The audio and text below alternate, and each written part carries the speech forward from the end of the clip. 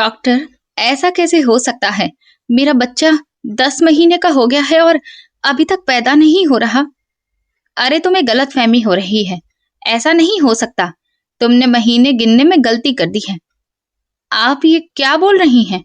भला कोई औरत जो पेट से हो वो अपने महीने गिनने में गलती कैसे कर सकती है? मैंने कहा ना, मेरा अभी अल्ट्रासाउंड करिए। मेरे जोर देने पर डॉक्टर ने जैसे ही मेरा अल्ट्रासाउंड शुरू किया और स्क्रीन पर देखा तो उन्होंने जोर से चिल्लाकर नर्स को बुलाया और टीम रेडी करने को कहा। मैंने घबराकर पूछा, क्या हुआ डॉक्टर? तो उन्होंने, मेरा नाम मुस्कान है। जब मैं छोटी थी और अपने माँ बाप की बहुत लाडली थी तो मेरी जिंदगी में एक ऐसा तूफान आया जिसके बारे में मैं उस उम्र में सोच भी नहीं सकती थी कि ये मेरी जिंदगी का कितना बड़ा दुख है। लेकिन जैसे जैसे मैं बड़ी होती गई मुझे समझ आता गया कि भगवान ने मेरी किस्मत में ये बदकिस्मती लिखकर मेरे साथ कितनी बड़ी नाइंसाफी की थी। मेरा एक ही बड़ा भाई था जो मुझसे 7 साल बड़ा था। मेरे माँ बाप मुझे बहुत प्यार करते थे, लेकिन एक सड़क हादसे में वो दोनों हमेशा के लिए हम भाई बहनों को छोड़कर चले गए। इसके बाद मेरे लिए सब कुछ मेरा बड़ा भाई ही हो गया। मैं हर काम उनके हिसाब से ही करने लगी। जब तक मेरे भाई की शादी नहीं हुई थी तब तक सब कुछ ठीक था, लेकिन जब भाभी घर में आई तो मैं उन्हें हर वक्त आंखों में खटकने लगी। और मेरा वही भाई जो शादी से पहले मुझे बहुत प्यार करता था, मेरी बहुत कदर करता था, उसी भाई को भी मैं बिल्कुल पसंद नहीं आने लगी थी। भैया जब भी ऑफिस से लौट कर आते तो भाभी शिकायतों का पिटारा लेकर बैठ जाती और मेरी ढेर सारी कमियां उन्हें एक एक करके गिनवाना शुरू कर देती। शुरू शुरू में तो भैया ने उन्हें रोका टोका और उनकी बात को काटा कि मुस्कान ऐसी नहीं है, लेकिन ये कड़वी बातें किसी धीमे जहर की तरह होती हैं जो किसी भी इंसान के दिमाग की गहराई में बहुत अच्छे से बैठ जाती हैं। बस थोड़ा वक्त लगता है और मेरे साथ भी यही हुआ। भैया जो शुरू में भाभी की बात को काटते थे, कुछ सालों के बाद उनकी बातों को सच मानने लगे और वो भी मुझे गलत समझने लगे। वो आए दिन मुझे डांटते रहते और मुझ में 50 कमियां निकालते। भाभी ने फिर जैसे ही मैं 18 साल की हुई रट लगाना शुरू कर दिया कि मेरी जल्द से जल्द शादी कर दी जाए, जबकि मैं इतनी जल्दी शादी नहीं करना चाहती थी। मैं अभी और पढ़ना चाहती थी, लेकिन अब भला वहां कौन था जो मेरी सुनता। भैया ने मेरे लिए रिश्ते देखना शुरू कर दिए और फिर इसी बीच भैया की जिंदगी में बहुत बड़ी खुशखबरी आई। उन्हें अपनी कंपनी की तरफ से अमेरिका में नौकरी करने का मौका मिल रहा था। ये सुनते ही भाभी की आंखों में तो सुनहरे सपने सजने लगे थे। भला इतनी मॉडर्न लाइफ कौन लड़की नहीं जीना चाहती, जहां पर आजादी हो, पैसा हो, बेहतरीन लाइफ स्टाइल हो। इसीलिए भाभी ने तुरंत ही भैया से कहा कि इस ऑफर को किसी भी हालत में अपने हाथ से जाने मत देना। लेकिन अब सबसे बड़ी रुकावट मैं ही थी, क्योंकि मेरे होते हुए भैया अमेरिका कैसे जा सकते थे। इसीलिए पहले वो लोग मेरे लिए जो रिश्ते बहुत ही देखभाल और जांच पड़ताल करके आराम से देख रहे थे, अब उन रिश्तों को देखने में उन्होंने जल्दबाजी करनी शुरू कर दी, ताकि जैसे तैसे करके मुझे निपटा कर वो आराम से अपनी नई दुनिया अमेरिका में बसा सकें। नई जगह काम को शिफ्ट करना था। इस वजह से भैया के पास अब इतना वक्त नहीं बच रहा था कि वो मेरे लिए खुद से जाकर रिश्ते देखें। इस वजह से उन्होंने एक रिश्ता कराने वाली आंटी को ही जिम्मेदारी सौंप दी और 1 हफ्ते के अंदर ही वो मेरे लिए गिरीश का रिश्ता लेकर आ गई। और बस 1 हफ्ते में ही मेरी शादी भी साधारण तरीके से कर दी गई और भैया भाभी को लेकर हमेशा के लिए अमेरिका में शिफ्ट हो गए। सच कहूं तो मुझे शुरू में भैया का व्यवहार बहुत बुरा लगता था, लेकिन फिर मैंने खुद को समझा लिया कि जो भाई मुझे इस तरह से अकेला छोड़कर जा रहा है उसके बारे में क्यों सोचना। अब मुझे अपनी दुनिया जिसके साथ बसानी है उसके बारे में सोचना चाहिए। भैया हमेशा के लिए भाभी के साथ चले गए थे और उन्होंने वहां पहुंचकर एक बार पलटकर मुझे देखा तक नहीं और ना ही मुझसे बात करने की कोशिश की। मैं भी उनसे कोई बात नहीं कर पाई, क्योंकि मुझे अच्छे से पता था कि अब वो यहाँ कभी नहीं आएंगे। मैं अब अपने ससुराल में आ चुकी थी। शुरू में तो वहां मुझे सब कुछ ठीक लग रहा था।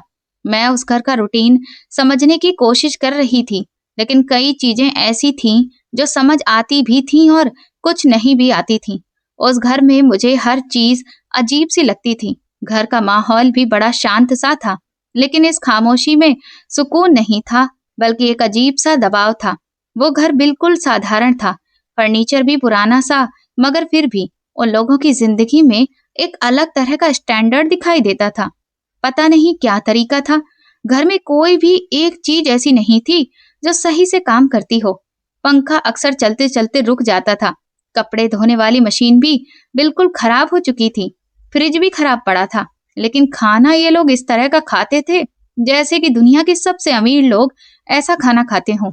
कपड़े भी ये लोग बहुत ही अच्छे और ब्रांडेड पहनते थे, लेकिन घर की किसी भी चीज की तरफ इनका कोई ध्यान नहीं होता था, सिर्फ अपनी चीजों पर ही ध्यान देते थे।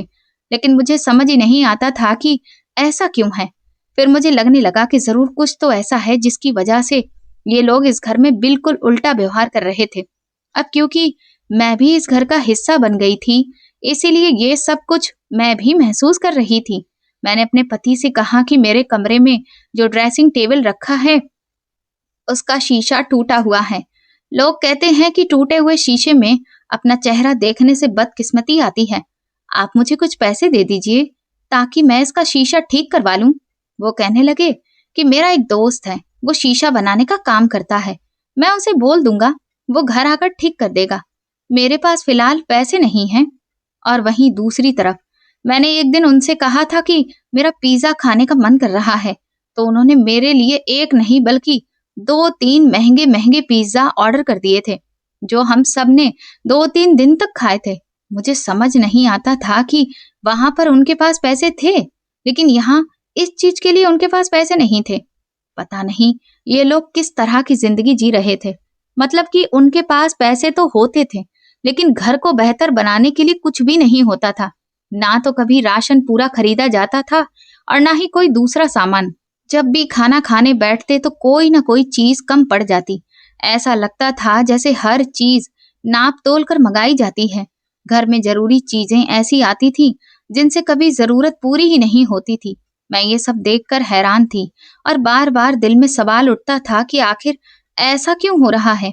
ऐसा तो तब होता है जब लोगों की काली कमाई हो, ताकि वो ये दिखा सकें कि वो कितने गरीब हैं।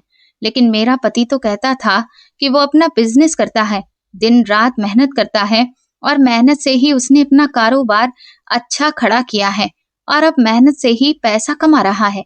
मुझे कभी कभी अपने भाई पर बहुत गुस्सा आता था। अनजान लोगों में जल्दबाजी करने का यही नतीजा होता है।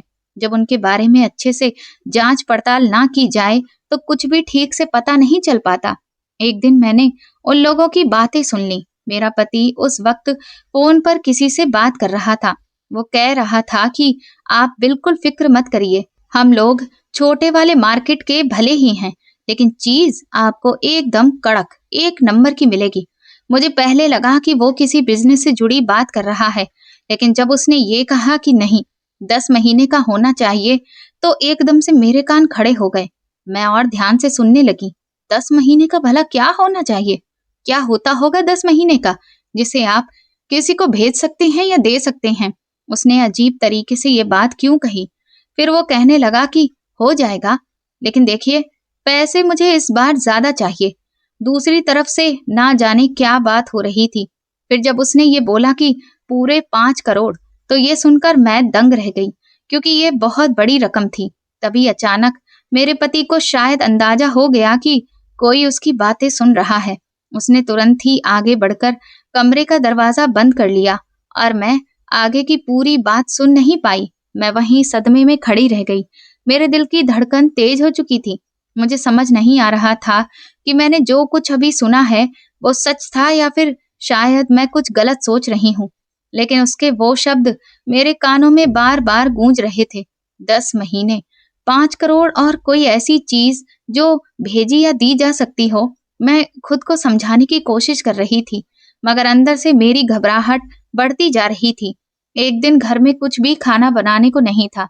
ये मुसीबत लगभग हर कुछ दिनों बाद आ जाती थी। सुबह उठी तो खाना बनाना था और कुछ था नहीं।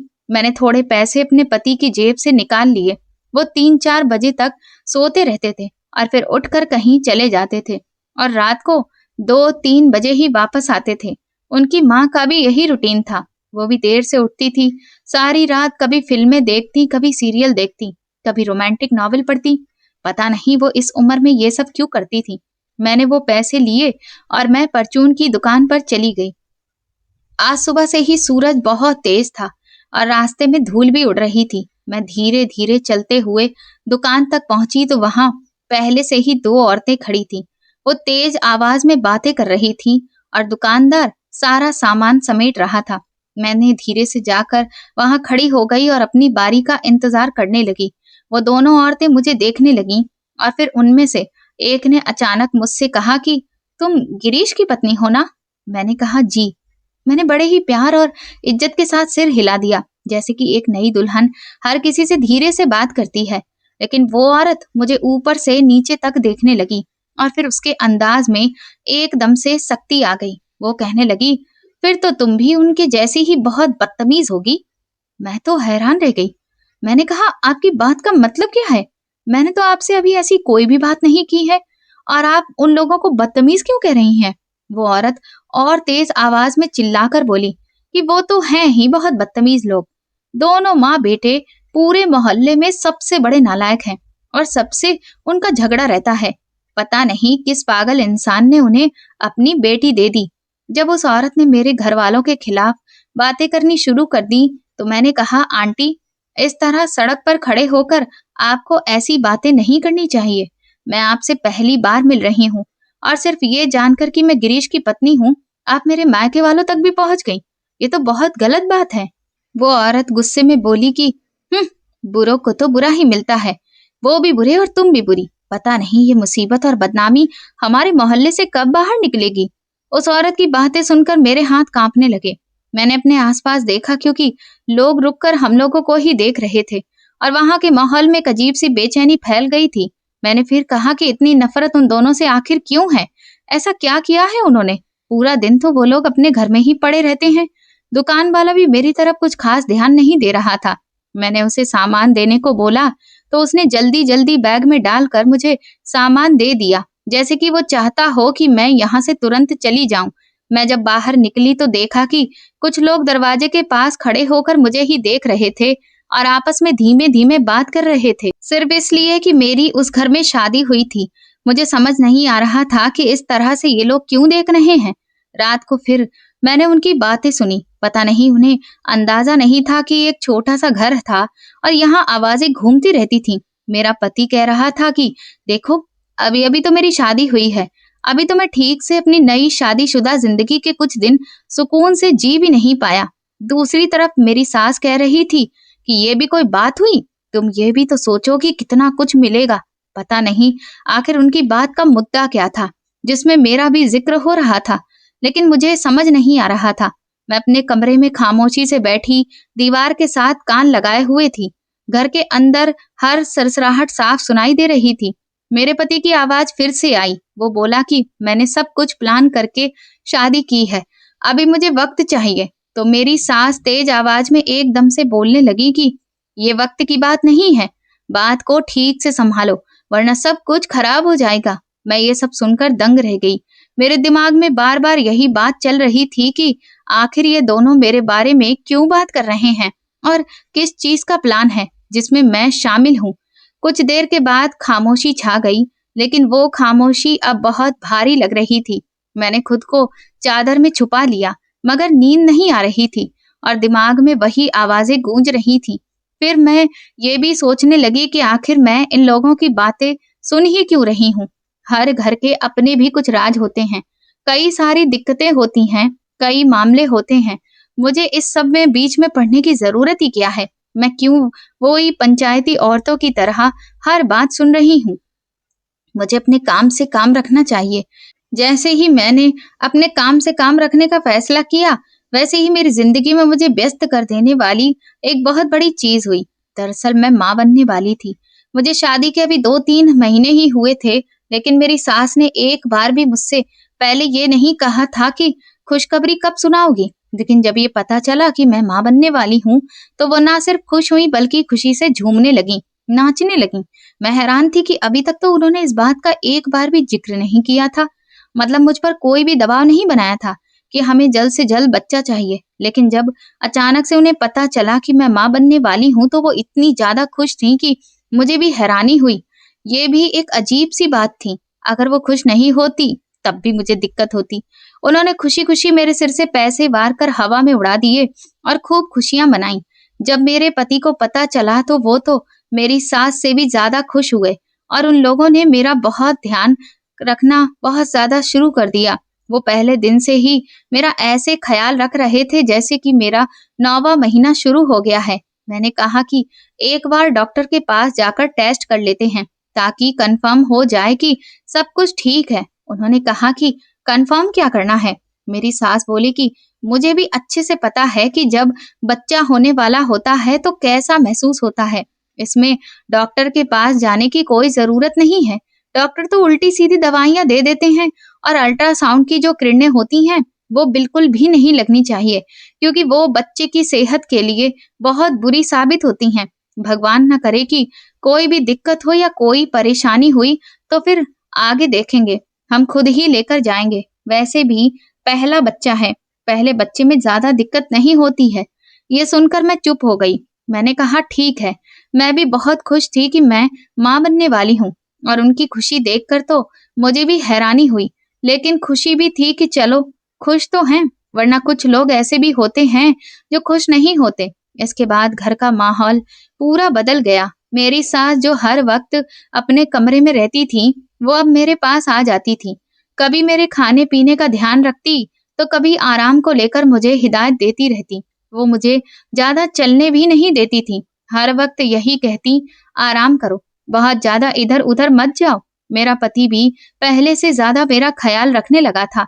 वो देर से आते तो भी तुरंत कमरे में आकर मुझसे मेरा हाल चाल लेते, लेकिन उनकी आंखों में अजीब सी बेचैनी दिखती थी जो मुझे समझ नहीं आती थी। मैं जब रात को लेटी होती तो घर में खामोशी तो होती थी, लेकिन मुझे ऐसा लगता कि इस खामोशी में कुछ छुपा है। मेरी सास और मेरे पति कभी कभी धीमी आवाज में बातें करते और जब मैं पास जाती तो चुप हो जाते। मैं अंदर से खुश भी थी और परेशान भी थी। खुश इसलिए कि मैं माँ बनने वाली थी और परेशान इसलिए कि इस घर में हर चीज बहुत अजीब सी थी। मेरा पति अपने हाथ से रात के वक्त दूध का गिलास मुझे पिलाया करता था। मुझे वो दूध बिल्कुल भी पसंद नहीं था, लेकिन वो कहते थे कि तुम्हारे लिए ये दूध बहुत जरूरी है, इसलिए तुम्हें इसे पीना है। मुझे भी पता था कि दूध पीना मेरे लिए ठीक है, इसलिए दवाई समझकर मैं पी लेती थी। जब तक मैं दूध पूरी तरह से पी नहीं लेती थी, वो मेरे पास ही बैठे रहते थे। मुझे अच्छा लगता था कि मेरे पति मेरा इतना ख्याल रखते हैं। इसी तरह वक्त गुजरने लगा। मैंने सुना था कि जब औरत प्रेग्नेंट होती है तो उसे कुछ टीके भी लगवाए जाते हैं और कुछ टेस्ट भी होते हैं, लेकिन उन लोगों ने ऐसा वैसा कुछ भी नहीं करवाया। पर फिर भी मेरी तबीयत ठीक थी और सब ठीक चल रहा था। मेरे साथ बस वही दिक्कतें थीं जो अक्सर प्रेगनेंसी में होती हैं, लेकिन वो सब नॉर्मल थी। मैं भी खुश थी। मेरे साथ 8 महीने बहुत अच्छे से गुजर गए थे। 9वां महीना शुरू हो गया। मैंने अपनी सास से एक दिन कहा कि 9वां महीना शुरू हो गया है, मैं अपना बैग तैयार कर लेती हूँ, क्योंकि किसी भी वक्त अचानक से हॉस्पिटल जाना पड़ सकता है, तो फिर बैग में सारा सामान होना चाहिए। मेरी सास बोली कि तुम्हारा दिमाग खराब तो नहीं हो गया है? 9वां महीना कैसे लग गया? अभी तो सिर्फ 7 महीने हुए हैं। ये सुनकर मैं हैरान रह गई, क्योंकि ऐसा बिल्कुल नहीं था। वो तो मेरे सामने खड़े होकर इस बात को इतना पक्के तौर पर कह रही थी जैसे मैं बिल्कुल अनजान हूँ। मैंने कहा, नहीं माँ जी, 9वां महीना ही शुरू हुआ है, बल्कि 15 दिन तो ऊपर के भी हो चुके हैं। आपको याद नहीं है मैंने आपको कब बताया था और कौन सा महीना था? अभी देखिए, ये कौन सा महीना है? सीधा सीधा हिसाब तो है, 9वां महीना ही तो चल रहा है। मेरी सास बोली, अरे आजकल की लड़कियों को कहाँ याद रहता है, तुमसे गलती हो गई है, तो बैग तैयार करना है तो तुम कर लो, लेकिन अभी बहुत टाइम पड़ा है। मैंने मन में सोचा कि मेरी सास को लगता है भूलने की बीमारी हो गई है, लेकिन वो इस बात को एक्सेप्ट नहीं करेंगी, इसीलिए मैं चुप हो गई। मैंने बहस नहीं की और खुद बैग तैयार करने लगी, क्योंकि मुझे तो अपना ध्यान रखना ही था। मैंने कपड़े समेटे, छोटे छोटे बच्चे के लिए कुछ चीजें भी अलग रखी और जरूरी सामान इकट्ठा किया। घर में अब वही रूटीन था। दिन के इस वक्त सब आराम से रहते थे और रात को घर में हल्की हल्की आवाज आती रहती थी। मेरी तबीयत अब पहले से ज्यादा थोड़ी भारी रहने लगी थी, लेकिन मैं खुद को समझाती कि ये सब आम बात है और वक्त के साथ सब ठीक हो जाएगा। मेरी सास फिर भी अपनी बात पर अड़ी रही। वो हर वक्त यही कहती कि अभी बहुत वक्त है, जल्दी क्या है। और मैं हर बार ये सोचती कि अगर मेरा हिसाब गलत है तो फिर मेरे अंदर जो बदलाव हो रहे हैं वो ऐसे क्यों हैं। मेरे हिसाब से 9 महीने पूरे हो गए और मैंने शोर मचाना शुरू किया कि मुझे हॉस्पिटल लेकर जाओ, क्योंकि अब तो 9 महीने पूरे हो गए हैं, लेकिन मुझे अभी तक दर्द नहीं उठ रहा है। शायद ऑपरेशन करना पड़ेगा। मेरी सास का वही बहाना था कि अभी ऐसा कुछ नहीं है। पति कहने लगा कि तुमसे गिनती में गलती हो गई है। मुझे भी अब अपने ऊपर शक होने लगा कि शायद ऐसा हो, क्योंकि मुझे खुद से दर्द नहीं उठ रहा था। मैंने अपने पति को फिर भी समझाने की कोशिश की। मैंने कहा कि लेकिन मेरे पेट में हल्का हल्का दर्द हो रहा है, पहले तो ऐसा नहीं होता था। वो कहने लगा कि ये वैसा दर्द नहीं है जो होना चाहिए। मैंने कहा नहीं, आप मेरी बात तो मानिए। तो बोला कि ठीक है। फिर वो मुझे चुपके से एक बेड के पास लेकर गया। वो मुझे दवाई दे देता और कहता कि बेटा, अभी तो बहुत टाइम पड़ा है। मैं हैरान होती कि ये कैसी बात कर रहा है। अगर मैंने गिनती में गलती कर दी है तब भी तो 9वां महीना शुरू हो चुका होगा ना। मैं घर वापस आकर बहुत परेशान हो गई। हर चीज मुझे पहले से ज्यादा उलझी लग रही थी। मेरे पति की बातें भी मुझे कुछ अजीब सी लगती थी। उनके हाव भाव में मुझे बेचैनी लगती थी, जैसे कि वो किसी बात को छुपा रहे हैं। और मेरी सास भी हर बार यही कहती कि अभी बहुत वक्त है, अभी जल्दी नहीं है, जैसे कि वो मुझे पक्का यकीन दिलाना चाहती हो। मैं हर दिन अपने वजूद में आने वाले बदलाव, अपनी हालत को महसूस करती थी और इंतजार करती थी कि शायद वक्त आ जाएगा।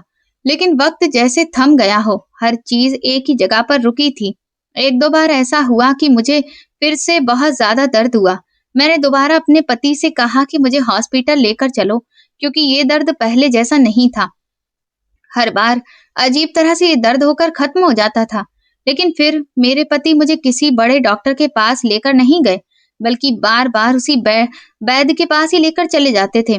और वो हर बार मुझे देखकर यही कहता कि अभी तो बहुत वक्त है, अभी कुछ नहीं होगा, तुम्हें घबराने की जरूरत नहीं है। एक दिन मैं अपने घर की छत पर खड़ी थी। हल्की हवा चल रही थी और नीचे गली में खामोशी थी। मैं कुछ कपड़े सुखा रही थी। तभी सामने पड़ोस वाली ने मुझे देखा। वो मुझे पहले भी 2-3 बार देख चुकी थी, लेकिन इससे पहले कभी बात नहीं की थी। आज वो अचानक बोली, अरे लड़की, तुम ये कहाँ फंस गई हो? पागल हो तुम? मैं कब से तुम्हें देख रही हूँ। अभी तक तो तुम्हारा बच्चा हो जाना चाहिए था। मैंने उनकी तरफ देखा और कहा कि वो लोग कह रहे हैं कि अभी वक्त नहीं पूरा हुआ है। वो औरत तुरंत गंभीर हो गई और बोली कि उनकी बातों में मत आओ, ये कोई मजाक वाली बात नहीं है। जल्दी हॉस्पिटल जाओ, नहीं तो तुम बहुत बुरी फंस जाओगी। मुझे नहीं पता था इन लोगों की हरकतें कैसी हैं। मैंने कहा कि ये तो पूरा मोहल्ला ही बोलता है, लेकिन कोई मुझे सच क्यों नहीं बताता। वो बोली कि भला हमें नहीं फंसना है। फिर उसने कुछ देर मुझे खामोश होकर देखा और कहने लगी कि देखो, एक बात याद रखो, तुम इस घर में आने वाली पहली लड़की नहीं हो। ये सुनते ही मुझे जोरदार झटका लगा। मैंने तुरंत कहा कि क्या मतलब है आपका? क्या मेरे पति की पहले भी शादी हो चुकी है? वो बोली कि मुझे नहीं पता। मैंने फिर कहा कि आप पूरी बात मुझे क्यों नहीं बता रही हैं? मेरे दिमाग में शक पैदा कर रही हैं। अगर आपके घर में भी बेटियां होती तो क्या आप तब भी उन्हें ऐसी हालत में छोड़ देती? वो औरत कुछ देर चुप रही, फिर धीरे से बोली कि भगवान ना करे मैं कभी अपनी किसी बेटी को ऐसी मुसीबत में देखूं। लेकिन तुम्हें समझना होगा, दीवारों के भी कान होते हैं। तुम्हारे आदमी से पूरा मोहल्ला डरता है, इसलिए नहीं कि वो बहुत पावरफुल है, बल्कि इसलिए कि जब वो बोलता है तो फिर किसी की भी कोई परवाह नहीं करता। वो बोली कि मैं बेटियों वाली हूँ, इसीलिए तुम्हें पूरी बात नहीं बता सकती, लेकिन ये जरूर कह रही हूँ कि अस्पताल जाओ। अगर तुम्हारे पास पैसे नहीं हैं तो ये लो। उन्होंने तुरंत मेरे हाथ में 3,000 रुपए रख दिए। मैंने वो पैसे देखकर बिल्कुल चुप हो गई और पहली बार मेरे दिल में ये बात बैठ गई कि कहीं ना कहीं जरूर कुछ गलत है और मुझे सच का पता लगाना पड़ेगा। अब मेरे पास पैसे भी थे, लेकिन मेरे अंदर हिम्मत पैदा नहीं हो रही थी। मैं तो बस परचून की दुकान तक ही जा सकती थी, वहां तक जाने की ही मुझे इजाजत थी। एक दिन मैं सामान लेने के बहाने उसकी दुकान पर पहुंची और उससे कहा कि जिनके घर में मेरी शादी हुई है, आप उनको जानते हैं? उसने कहा कि हाँ। मैंने कहा तो मुझे उनके बारे में कुछ बता दीजिए। मुझे कोई नहीं बता रहा। वो एक लड़का था जो उस दुकान पर काम करता था, मेरे छोटे भाई जैसा ही था। उसने कहा कि आप अपना नंबर दे दीजिए, मैं कॉल पर बता दूंगा। मुझे लग रहा था कि वो भी मेरे पति से डर रहा है। मैंने उसे अपना नंबर दे दिया और कहा ठीक है, और ये भी बता दिया कि किस टाइम फोन करना है। वो बोला कि मैं फोन नहीं करूंगा, बल्कि मैं आपको एक मैसेज भेज दूंगा, आप उसे पढ़ लेना और फिर मैं उधर से डिलीट कर दूंगा। अगर मेरा नाम आया तो मैं बेकार में मुसीबत में पड़ जाऊंगा। मैंने कहा ठीक है। मैं उसके मैसेजेस का इंतजार करने लगी। जब मैं घर वापस आई तो पूरा दिन बेचैन रही। हर आवाज पर मेरे कान खड़े हो जाते। हर वक्त दिल ये कहता कि आज कुछ ना कुछ तो पता चल जाएगा, मगर साथ ही ये भी डर लगा था कि पता नहीं जो सच पता चलेगा वो मेरे लिए कैसा होगा। रात हुई तो घर में फिर से खामोशी फैल गई। मैं अपने कमरे में चली गई और पति भी काफी देर से घर से बाहर गया हुआ था। मैं कमरे में अकेली बैठी थी और बार बार फोन देख रही थी। इंतजार कर रही थी कि कब उसका मैसेज आएगा। कुछ देर बाद मेरे फोन पर मैसेज आया। ये वो पल था जिससे मुझे बहुत डर भी लग रहा था और इंतजार भी था। मैंने जब पूरा मैसेज पढ़ा तो मेरे हाथ कांपने लगे। वो लड़का उसमें लिख रहा था कि आज से 2 साल पहले इसी तरह आपके पति गिरीश ने आप जैसी ही एक लड़की से शादी की थी, और जो आपकी तरह बहुत मासूम और खूबसूरत थी। शादी के कुछ महीने बाद ही वो माँ बनने वाली थी, और उस टाइम इन लोगों के बारे में किसी को भी ज्यादा जानकारी नहीं थी। बस ये नॉर्मल से लोग ही लगते थे, जैसे बाकी मोहल्ले में लोग रहते हैं। वो लड़की माँ बनने वाली थी, लेकिन एक दिन ऐसा हुआ कि इनके घर पुलिस आई और मीडिया वाले भी आए। पता चला कि उस लड़की का बच्चा कहीं गायब हो गया था। मीडिया वालों ने इस केस को उछाला और उन लोगों ने भी बढ़ा चढ़ाकर जवाब दिया कि ये तो हमारे घर की बात है, इसमें किसी को भी बीच में बोलने की कोई जरूरत नहीं है। अब आप ये पूछेंगी कि वो बच्चा कहाँ था, तो शायद बात यह है कि वो बच्चा उन्होंने निकाल कर किसी को दे दिया था, क्योंकि बच्चा तो गायब था। बस पूरे मोहल्ले को यही सब बताया गया। तब से उनका घर बदनाम है, क्योंकि उनके घर मीडिया भी आई थी और पुलिस वाले भी। और इसके बाद लड़की के घर वालों ने भी बहुत पूछा तो उन्होंने बहुत झगड़ा किया था। आपका पति इस कारण से 3 महीने जेल में भी रहकर आया है। बस इसी वजह से इनसे कोई भी रिश्ता नहीं रखता है। और अभी फिलहाल सब इस बात से हैरान हैं कि 2 साल के बाद उनको फिर से आपकी जैसी लड़की कैसे मिल गई। जब मैंने उसका पूरा मैसेज पढ़ा तो मेरी तो जान निकल गई। मेरे हाथ पैर ठंडे पड़ गए और मेरा शरीर सुन्न हो गया। मैं कुछ देर के लिए चुप बैठ गई और सर पकड़कर दीवार को देखती रही, जैसे समझने की कोशिश कर रही थी कि मैंने अभी ये क्या पढ़ा है। मेरे दिमाग में वही सारी बातें घूम रही थी। पुलिस, मीडिया, बदनामी और वो लड़की जिसके साथ ये सब किया गया। मैं चाहती थी कि ये सब झूठ साबित हो, लेकिन मेरे दिल के अंदर एक डर बैठता जा रहा था जो कम होने का नाम नहीं ले रहा था। मैंने फोन हाथ में पकड़ा और बार बार मैसेज को पढ़ने लगी। हर बार दिल और ज्यादा भारी हो जाता। मुझे अब बस एक ही बात साफ नजर आ रही थी कि मुझे अपने पति से इस बारे में बात करनी चाहिए, पर हिम्मत ही नहीं थी कि मैं उनसे सीधा सवाल पूछ सकूं, क्योंकि उनका घर पहले ही मेरे लिए अजीब था और अब ये बात तो मेरे दिमाग पर और ज्यादा बोझ बढ़ा रही थी। एक दिन मेरे पति का मूड बहुत अच्छा था। वो घर में खूब हंसी मजाक कर रहे थे और काफी नरम अंदाज में बात भी कर रहे थे। मैं अपने कमरे में थी और किचन में काम में लगी थी। मैंने इसी माहौल को देखते हुए अपने पति से बातों बातों में पूछा कि आपकी जिंदगी में आने वाली मैं पहली लड़की ही हूं ना। वो तुरंत मेरी तरफ देखकर रुक गए, जैसे कि मेरे सवाल ने उनको चौंका दिया हो। फिर हल्के से मुस्कुराए और बोले कि तुम्हें क्या कोई शक है? तुम पहली नहीं हो तो और क्या तुम्हें लगता है? मैंने जल्दी से बात बदली और कहा कि नहीं, मैं बस ऐसे ही पूछ रही थी। औरतों को इस तरह के वहम होते हैं। उन्होंने बिना किसी शक के कहा कि हाँ, औरतें ऐसी ही होती हैं। फिर वो बड़े ही प्यार से बोले, अरे मेरी जान, मेरी जिंदगी में आने वाली पहली और आखिरी लड़की तुम ही हो। वो ये बात बहुत आसानी से कह रहे थे, जैसे कि इसमें कोई भी सोचने वाली बात ना हो।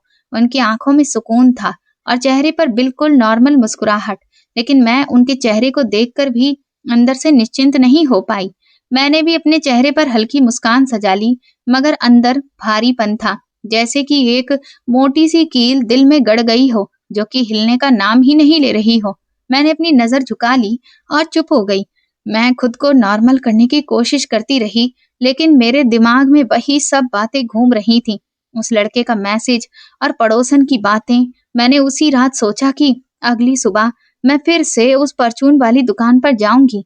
इसलिए मैंने फिर किसी से कुछ भी नहीं कहा।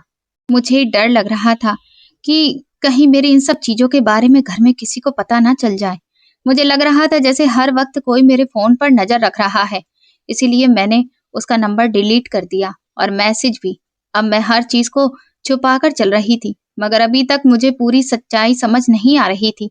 मैं फिर से उस लड़के के पास गई कुछ सामान लेने के लिए। उसने मुझे देखते ही नजर झुका ली और उसके चेहरे पर साफ घबराहट थी, जैसे वो पहले से जानता हो कि मैं के सवाल के साथ यहाँ आई हूँ। उसने जल्दी से कहा कि आप मुझे माफ कर दीजिए, मैंने पहले ही आपको बहुत डर डर के मैसेज किया है। उसकी आवाज कांप रही थी और हाथ भी बेचैन थे। वो बार बार इधर उधर देख रहा था, जैसे कि उसे डर हो कि कोई सुन न ले। मैंने उसकी तरफ सीधे देखकर कहा कि बस मुझे इतना बता दो कि वो लड़की कहाँ है, मैं खुद जाकर उससे बात कर लूंगी। ये सुनकर वो एक पल के लिए चुप हो गया। उसके चेहरे का रंग उड़ गया। फिर उसने जो बात कही, उसने तो मेरे अंदर के सुकून को तोड़ कर रख दिया। वो बोला कि वो लड़की तो इस दुनिया में नहीं रही, वो जिंदा नहीं है। ये बात सुनकर मेरे हाथ से सामान छूट कर गिर गया। मेरे पैर कांपने लगे और मैं वहीं खड़ी रह गई। मुझे समझ नहीं आ रहा था कि मैं अभी ये क्या सुन रही हूँ। मेरे दिमाग में एक ही बात गूंजने लगी कि वो लड़की जिंदा नहीं थी। तो फिर मेरे साथ ये सब क्या हो रहा है? मैं क्यों यहाँ खड़ी हूँ और ये सब कुछ सुन रही हूँ? मैं वहां से हटकर थोड़ी दूरी पर आकर दीवार के साथ खड़ी हो गई। मेरा दिल बहुत जोर जोर से धड़क रहा था और आंखों के सामने हर चीज धुंधली हो रही थी। अब मुझे सच में डर लगने लगा था। मुझे लग रहा था कि जो उसके साथ हुआ कहीं वही सब मेरे साथ भी ना हो जाए। मैं बार बार खुद को छूती और अपने अंदर मौजूद बच्चे का भी मुझे ख्याल आता, मगर साथ ही ये डर बढ़ रहा था कि मुझे अभी तक दर्द क्यों नहीं उठ रहा। हर गुजरते दिन के साथ मेरा शक घबराहट में बदलता जा रहा था और अंदर ही अंदर मैं टूट रही थी, मगर किसी से कुछ कहने की हिम्मत नहीं थी। आखिर मैंने खुद फैसला किया कि मैं और इंतजार नहीं करूंगी। मुझे इन लोगों से छुपकर अस्पताल जाना पड़ेगा ताकि मैं खुद सच्चाई जान सकूं। लेकिन घर से निकलना इतना आसान नहीं था। इसीलिए मैंने एक बार परचून की दुकान पर जाने का बहाना बनाया और बाहर से नींद की गोलियां लाई और खाने में नींद की गोली मिला दी। दोनों माँ बेटा सुकून से दोपहर का खाना खाकर सो गए और मैं घर से अस्पताल के लिए निकल गई। मुझे अच्छे से पता था कि मैं ये जो कदम उठा रही हूँ इसका नतीजा बुरा भी निकल सकता है, लेकिन अब मैं घर से निकल आई थी। जब मैं अस्पताल पहुंची तो वहां का माहौल बिल्कुल अलग था। चारों तरफ भागदौड़ थी। मैं सीधा ओपीडी में गई और डॉक्टर के सामने बैठ गई। मेरे हाथ अभी भी कांप रहे थे, लेकिन मैंने खुद को मजबूत रखा और एक एक बात साफ तौर पर बता दी। डॉक्टर ने पहले मेरी बात को हल्के में लिया और साधारण अंदाज में कहा कि देखिए मैडम, आपसे शायद महीना गिनने में गलती हो गई होगी, आजकल ऐसा हो जाता है। मैंने कहा नहीं डॉक्टर, आप एक बार मेरा अल्ट्रासाउंड कर दीजिए, मेरा अभी तक एक बार भी अल्ट्रासाउंड नहीं हुआ है। उसने मुझे ध्यान से देखा, फिर कहने लगी अच्छा ठीक है, चलिए कर लेते हैं। मुझे अंदर एक अजीब सा सुकून हुआ, लेकिन डर भी लग रहा था। मैं लेटी हुई थी, कमरे में हल्की सर्दी थी और मशीन की आवाज आ रही थी। डॉक्टर ने जैसे ही अल्ट्रासाउंड शुरू किया, वो कुछ देर बिल्कुल चुप रही। फिर अचानक उनके चेहरे का रंग बदल गया। अगले ही पल उन्होंने जोर जोर से आवाज देकर नर्स को बुलाना शुरू कर दिया। ओटी तैयार करो, जल्दी करो, मोबिलाइज करो, इसको हमें अभी सी सेक्शन करना होगा, हमें इसे इमरजेंसी में ले जाना होगा, मुझे और टीम चाहिए, जल्दी करो। कमरे में अचानक से भाग दौड़ शुरू हो गई। नर्स अंदर बाहर आने लगी, मशीनों की आवाज तेज हो गई और माहौल पूरी तरह से बदल गया। मैंने घबराकर पूछा कि हो क्या रहा है डॉक्टर? उन्होंने तेजी से मेरी तरफ देखा और बोली, हम तुम्हारी जान बचाने की कोशिश कर रहे हैं, अब कोई और सवाल मत करना। मैं कांपती हुई आवाज में बोली कि लेकिन मेरा बच्चा मेरा बच्चा तो ठीक है ना? लेकिन उन्होंने मेरी बात का कोई जवाब नहीं दिया और तुरंत मुझे स्ट्रेचर पर लेटाकर बाहर ले जाया गया। अस्पताल की रोशनियां तेजी से ऊपर से नीचे गुजर रही थी और मैं सिर्फ इतना समझ पा रही थी कि अब कुछ बहुत बड़ा होने वाला है और मैं इस पल को रोक नहीं सकती थी। जब मेरी आंख खुली तो कमरे में हल्की रोशनी थी और हवा में अस्पताल की अलग अलग दवाओं की बू फैली थी। मैंने धीरे धीरे पलकें खोली और खुद को संभालने की कोशिश की। सबसे पहले मेरी नजर दीवार पर लगी घड़ी पर गई। फिर मैंने जल्दी से दीवार पर लगे कैलेंडर को देखा तो एकदम से दंग रह गई, क्योंकि 10 दिन गुजर चुके थे। मुझे एक गहरा झटका सा लगा। जैसे वक्त मेरे बिना ही आगे बढ़ गया हो। मैंने घबरा कर आसपास देखा तो मेरे सामने पुलिस खड़ी थी और साथ ही वो डॉक्टर भी मौजूद थी जो उस अल्ट्रासाउंड वाले दिन भी थी। मैंने तुरंत उठने की कोशिश की, लेकिन मेरा शरीर बहुत कमजोर था और हाथ कांप रहे थे। डॉक्टर ने गंभीर अंदाज में कहा कि जब ऐसा कोई मामला होता है, तब मरीज होश में आता है तो पहले बयान उसे पुलिस को देना होता है। इसीलिए अब आपको बयान देना होगा। मैंने तुरंत पूछा कि लेकिन कौन सा बयान? मेरे पति कहाँ है? मेरा बच्चा कहाँ है? वो कुछ पल चुप रही, फिर बोली, पहले तुम ही ये बताओ कि तुम्हारे साथ क्या हुआ था। मेरी आंखें भर आईं और मैं टूटे हुए अंदाज में सारी बात बताने लगी। मैंने कहा कि मुझे कहा जाता रहा कि मैं अभी सिर्फ 7 महीने की प्रेग्नेंट हूँ, जबकि मुझे लग रहा था कि 9 या 10 महीने गुजर गए हैं। मुझे किसी भी डॉक्टर के पास लेकर नहीं जाया गया, सिर्फ एक वैद्य के पास ही लेकर जाते रहे और घर में हर बात को टाल देते थे। पुलिस वाले चुपचाप मेरी बातें सुन रहे थे और डॉक्टर भी एक तरफ खड़े थे और हर बात को नोट कर रहे थे। उन्होंने मुझसे बार बार सवाल किया और मेरे पति का नाम भी पूछा और फिर उस लड़के के बारे में पूछा कि वो कौन है, कहाँ रहता है। मेरी सास के बारे में पूछा और पूरे घर का माहौल जानने की कोशिश की। मैं हर सवाल का जवाब देती रही और मेरे हाथ कांप रहे थे। फिर उन्होंने सब कुछ लिखा। कुछ कागजों पर मेरे सामने ही बयान लिखा गया और कुछ बातें हाथ से नोट की गईं। आखिर में वो चुपचाप कमरे से बाहर चले गए। मैंने उनके पीछे आवाज लगाई और पूछा, आखिर ये सब क्या हो रहा है? पुलिस वालों में से एक ने मुड़कर कहा, आपको डॉक्टर मैडम समझा देंगी। फिर वो सब चले गए। कमरे में सन्नाटा फैल गया और मैं सिर्फ डॉक्टर की तरफ देखती रह गई। वो डॉक्टर मेरे सामने खड़ी थी। उसका चेहरा बहुत गंभीर था। उसकी आंखों में अजीब सा सख्तपन था और साथ ही थोड़ी सी हमदर्दी भी थी। मैंने कांपती हुई आवाज में कहा, मुझे बताइए क्या हुआ है। वो पल मेरे लिए बहुत भारी था क्योंकि अब जवाब उसी के पास था। डॉक्टर मेरे सामने खड़ी थी। कमरे में अजीब सा दबाव भरा सन्नाटा था। मेरा दिल बहुत तेज धड़क रहा था। फिर उसने धीरे से कहा, तुम्हारा बच्चा अब इस दुनिया में नहीं रहा। हमने उसे बचाने की बहुत कोशिश की। वो कुछ देर तक जिंदा था, लेकिन बहुत देर हो चुकी थी। ये सुनते ही ऐसा लगा जैसे मेरे शरीर का खून जम गया। मेरी आंखों के सामने अंधेरा छा गया। मुझे लगा जैसे मैं गिर जाऊंगी। मैं कुछ बोल नहीं पाई, बस मेरे होंठ कांपते रहे और आंखों से आंसू बहते रहे। डॉक्टर कुछ देर तक मुझे देखती रही, फिर उसने आगे बोलना शुरू किया। उसकी आवाज अब और भारी हो गई थी। उसने कहा, तुम्हारा पति और तुम्हारी सास दोनों पुलिस की हिरासत में हैं। मैंने तुरंत सिर उठाया और उसकी तरफ देखा। मेरा दिमाग कुछ समझ ही नहीं पा रहा था। फिर उसने एक और बात कही जिसने मुझे अंदर तक तोड़ दिया। उसने कहा, तुम्हारा पति तुम्हें तलाक देने की बात भी कर रहा था। ये सुनकर मुझे लगा जैसे मेरी पूरी दुनिया बिखर गई। मैंने कांपती आवाज में कहा, ये कैसे हो सकता है? उन्होंने मेरे बच्चे के साथ क्या किया? आखिर हुआ क्या है? डॉक्टर ने गहरी सांस ली और धीरे धीरे सब कुछ बताना शुरू किया। वो हर बात नरमी से लेकिन सच्चाई के साथ कह रही थी और मैं हर शब्द के साथ टूटती जा रही थी।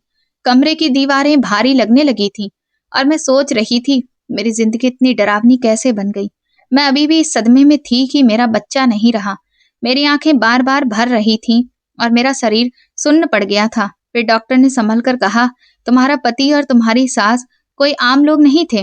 वो एक ऐसे गिरोह का हिस्सा थे जो गैर कानूनी अंतर्राष्ट्रीय कामों से जुड़ा हुआ था। मैंने उसकी तरफ देखा। मेरा दिल और तेजी से धड़कने लगा। मुझे कुछ समझ नहीं आ रहा था। डॉक्टर ने कहा, ये लोग एक अजीब तरह के एक्सपेरिमेंट के लिए काम कर रहे थे।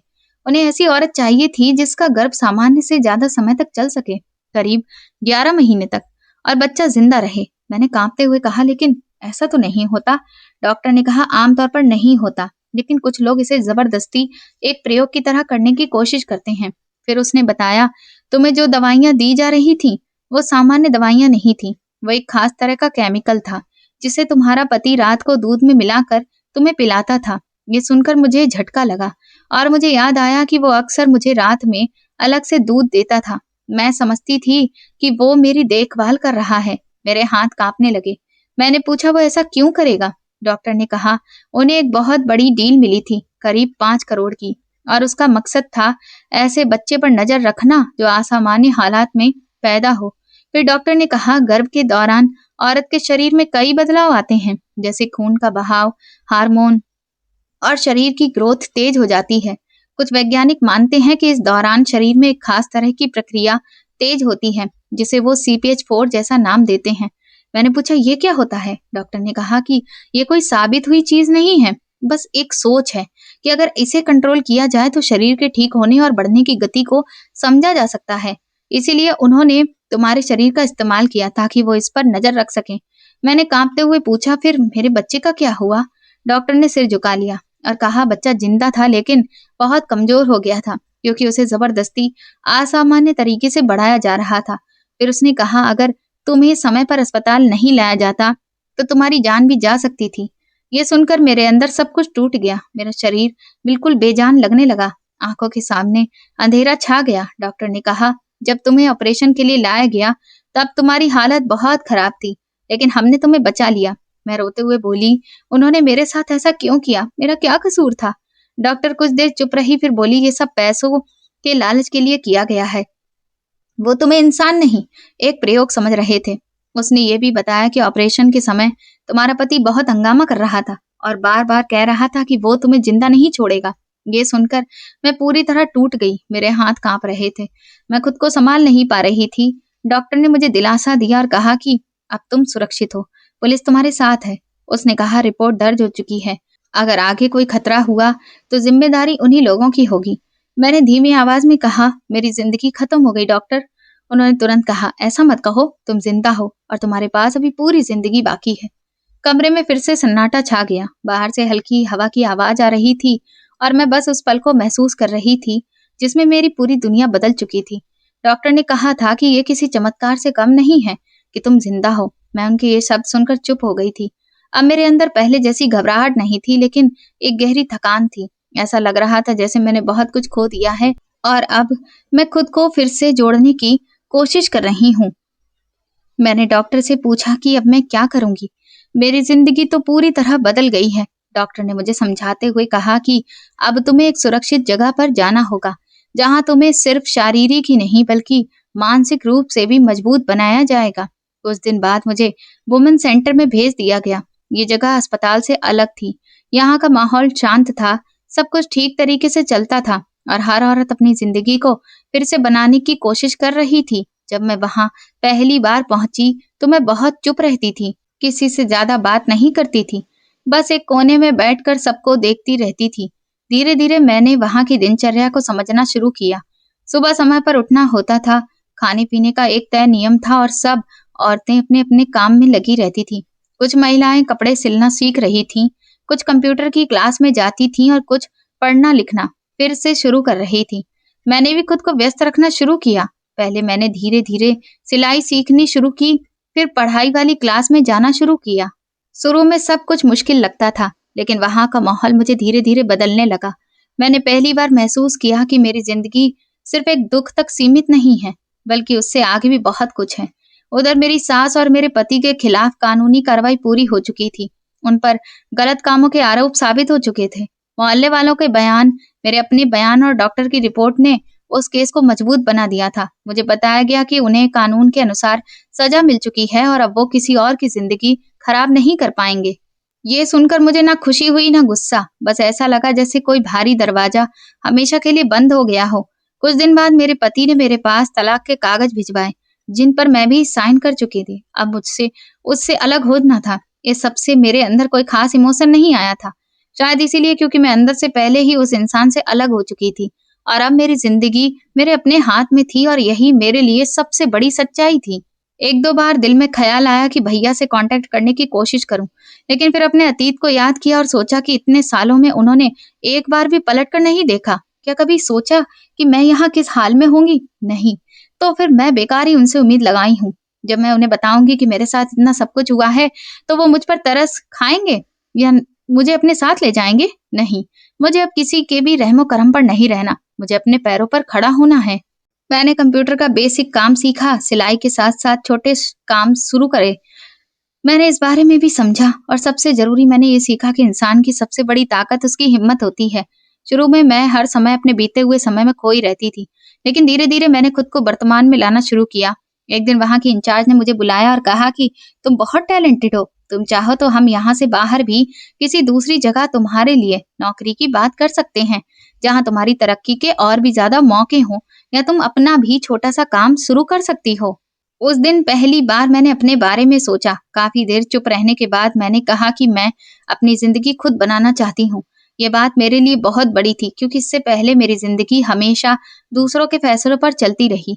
अब मैं रोज थोड़ा थोड़ा मजबूत हो रही थी। मैंने छोटे छोटे लक्ष्य बनाने शुरू किए, कभी पढ़ाई, कभी काम सीखना, कभी खुद पर भरोसा बढ़ाना। समय के साथ मैंने ये भी समझ लिया कि बीते हुए समय को बदला नहीं जा सकता, लेकिन आने वाले समय को बेहतर जरूर बनाया जा सकता है। जहां मैं किसी के सहारे पर नहीं बल्कि खुद के पैरों पर खड़ी थी, मैंने खुद से कहा कि जिंदगी खत्म नहीं होती, बस उसका रूप बदलता है, और असली ताकत वही होती है जो इंसान को फिर से खड़ा कर दे। अब मेरी जिंदगी मेरी अपनी थी, और यही मेरी सबसे बड़ी जीत थी। जिंदगी एक बार ही मिलती है, लेकिन लोग उसे बस यूं ही जीकर खत्म कर देते हैं। लेकिन मेरे लिए ये कहना गलत नहीं होगा कि मुझे जिंदगी दूसरी बार मिली है, और अब मैं इसे सही तरीके से जीना चाहती हूँ। मैंने समझ लिया है कि हालात चाहे कितने भी कठिन क्यों ना हो, अगर इंसान के अंदर हिम्मत हो तो वो खुद को फिर से खड़ा कर सकता है। मैं चाहती हूँ कि मेरी जिंदगी सिर्फ एक बीती हुई कहानी ना रहे, बल्कि एक ऐसी मिसाल बने जिससे दूसरे लोग भी कुछ सीख सकें। अब जब मैं आईने में खुद को देखती हूँ, तो मुझे एक ऐसी औरत दिखाई देती है जो टूट कर भी फिर से खड़ी हो गई है, और आज यही मेरी सबसे बड़ी ताकत है। तो दोस्तों, आप किस शहर से हमारी कहानी सुन रहे हैं, और आपको ये कहानी पसंद आई हो तो कमेंट करके बताएं। इस वीडियो को लाइक करें, शेयर करें और हाइप दें। साथ ही चैनल को सब्सक्राइब करना ना भूलें। और अगर आपको मेरी मेहनत पसंद आई हो तो मुझे सुपर थैंक्स देकर अपना प्यार और सपोर्ट जरूर दिखाएं, ताकि मैं आपके लिए ऐसे ही शानदार कहानियां लाती रहूं। ये कहानी पूरी तरह से काल्पनिक है, और इसका उद्देश्य केवल मनोरंजन एवं जागरूकता फैलाना है। इस कहानी में दर्शाए गए सभी पात्र, घटनाएं, स्थान और परिस्थितियां लेखक की कल्पना पर आधारित हैं। कहानी में दिखाए गए चिकित्सा संबंधी घटनाक्रम, प्रयोग या प्रक्रियाएं वास्तविकता से भिन्न हो सकती हैं। कृपया इन्हें किसी भी प्रकार की वास्तविक चिकित्सा सलाह या सत्य घटना ना समझें। यदि किसी व्यक्ति, स्थान या घटना से कोई समानता पाई जाती है, तो वो मात्र संयोग होगा। ये कहानी कुछ संवेदनशील विषयों जैसे अपराध, मानसिक एवं शारीरिक आघात को दर्शाती है। इसलिए पाठकों से अनुरोध है कि इसे विवेक के साथ पढ़ें। धन्यवाद।